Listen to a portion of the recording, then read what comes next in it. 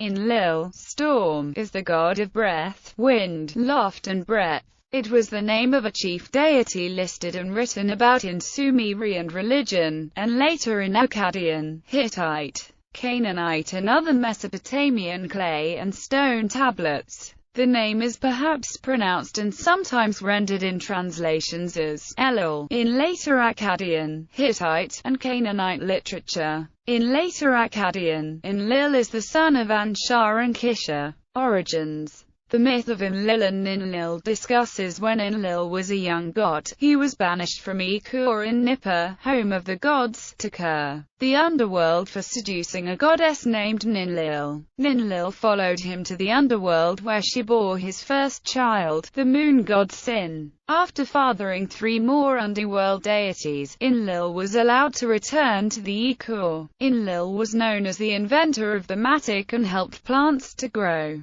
Cosmological role. Enlil, along with Anu, and Enki and Ninhursag, were gods of the Sumerians. By his wife Ninlil or Sud, Enlil was father of the moon god Nana, Suin and of Ninurta. Enlil is the father of Nisaba, the goddess of grain, of Pabalsag, who is sometimes equated with Ninurta, and sometimes of Enbelulu. By Ereshkigal, Enlil was father of Nimtar. In one myth, Enlil gives advice to his son, the god Ninurta, advising him on a strategy to slay the demon Asag. This advice is relayed to Ninurta by way of Shara, his enchanted talking mace, which had been sent by Ninurta to the realm of the gods to seek counsel from Enlil directly. Cultural histories. Enlil is associated with the ancient city of Nippur, sometimes referred to as the cult city of Enlil. His temple was named Ekur, House of the Mountain. Such was the sanctity acquired by this edifice that Babylonian and Assyrian rulers, down to the latest days, vied with one another to embellish and restore Enlil's seat of worship. Eventually, the name Ekur became the designation of a temple in general. Grouped around the main sanctuary, there arose temples and chapels to the gods and goddesses who formed his court, so that Ekur became the name for an entire sacred precinct in the city of Nippur. The name, Mountain House, suggests a lofty structure and was perhaps the designation originally of the staged tower at Nippur, built in imitation of a mountain, with the sacred shrine of the god on the top.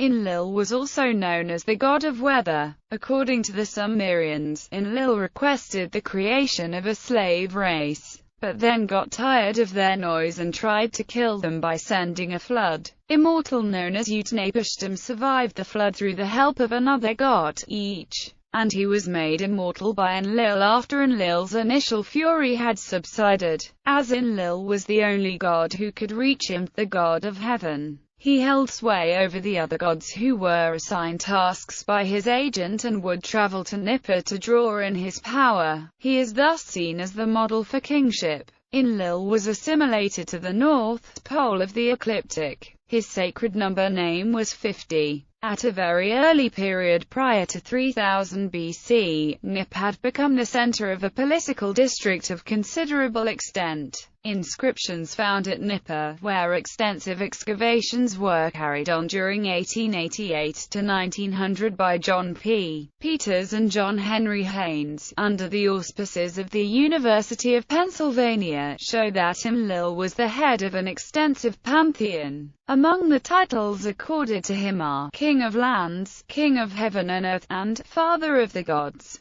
Family tree.